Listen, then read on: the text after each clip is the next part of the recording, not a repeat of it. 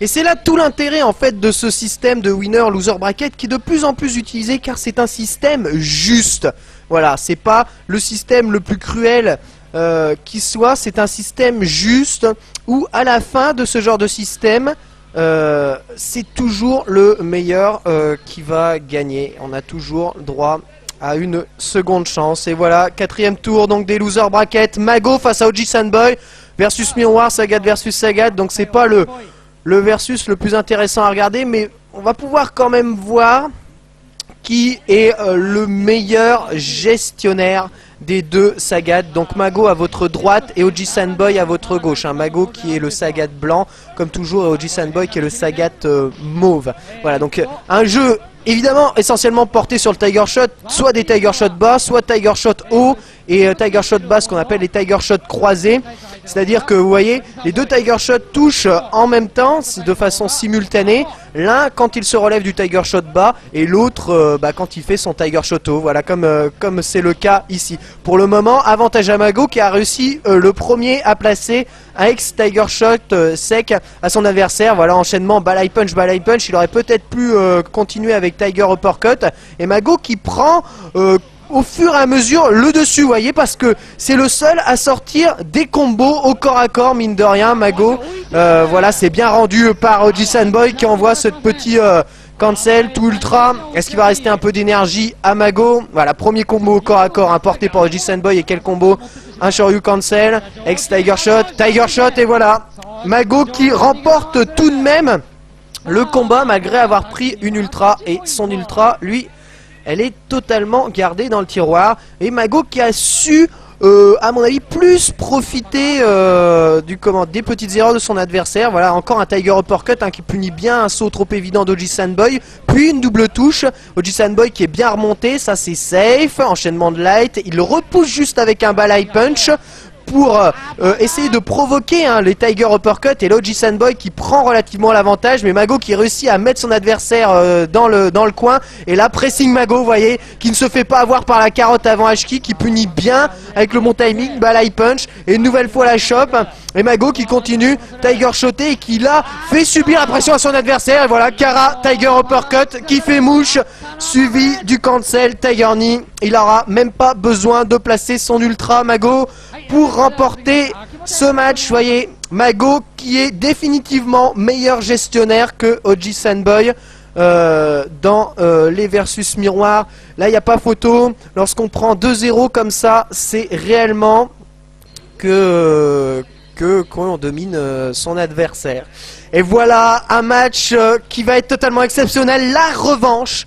Akimo qui a perdu lors du premier tour des winner bracket, lors des 8e de finale, s'est fait éliminer direct par cet homme. Momochi à votre gauche, le meilleur Gookie du Japon, va avoir une seconde chance dans les loser bracket pour se refaire. Et ce qui est cruel, c'est que là le match se passera en un seul set. C'est-à-dire que si Akimo remporte juste un match, il aura éliminé Momochi de la compétition. Allez, les 1000 mains dans la garde.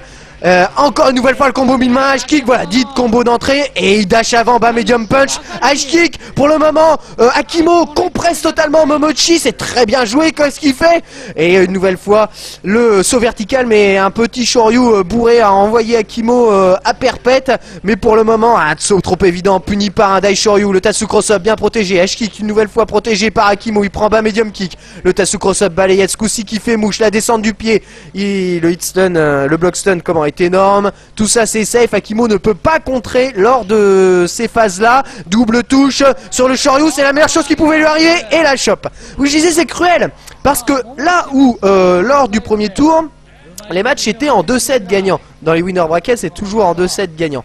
Et bien là c'est qu'en un seul set. Et Akimo qui s'est fait sortir je crois 2-7-0, s'il remporte un set, mènera alors face à Momochi, si on regarde que juste le versus face à Momochi, perdra 2-7-1. Mais aura quand même éliminé Momochi, ira plus loin que lui dans la compétition. Voilà, peut-être un tout petit peu les vices de ce système de bracket. Cela dit, eh bien, même si ce n'est pas Momochi, Akimo a dû éliminer énormément d'adversaires. Et ce ex-Tatsumaki Daishoryu là dans le coin de Momochi est absolument phénoménal. Là, c'est monstrueux ce qu'il est en train de faire, Momochi, pour reprendre le round. Il ne veut absolument pas perdre et c'est totalement compréhensible. Il a le versus pour lui. Akimo a appris au fil des années à être patient. L'ultra ne passera pas. L'ultra ne passera pas. Il est beaucoup trop loin. Mais c'était relativement bien tenté. Au moins, la barre de super d'Akimo est chargée. Et ça, c'est une très très bonne nouvelle. Car rien ne fait plus mal à Gouki que la super de Honda. L'ultimate, comme on l'appelait en son temps de Street Fighter 2X. Tellement l'inutilité, pardon, excusez-moi, de la super était énorme. L'ultimate double Doskoi. Et ici, en revanche, en super cancel derrière les 1000 mains, ça fait très mal. Mais c'est Gouki qui a réussi pour le moment à imposer totalement son jeu. Le versus est appliqué à la lettre. Et le petit overhead placé par Gouki au début du match, ça fait très mal. Les 1000 mains, il voit un super cancel. Regardez bien la barre de vie. C'est 50% de barre. Et Akimo qui rentabilise tout de suite avec un petit Ochionage pour changer sa barre de super. Il prend une balayette. Attention à cette attaque. C'est bon, il s'est protégé de toute l'attaque. Balai punch, gros point, Hadoken. Tout était dans la garde. Le saut arrière, gros pied qui est très bien joué. Akimo qui est sur le point peut-être de remporter son match face à Momochi, d'éliminer Momochi de la compétition. Akimo, oui, bien joué. Le light punch et les 1000 mains. Akimo qui élimine Momochi de la compétition en ne remportant qu'un seul set face à lui, alors que Momochi en a remporté 2. C'est cruel, c'est comme ça que fonctionne le système de winner-loser bracket.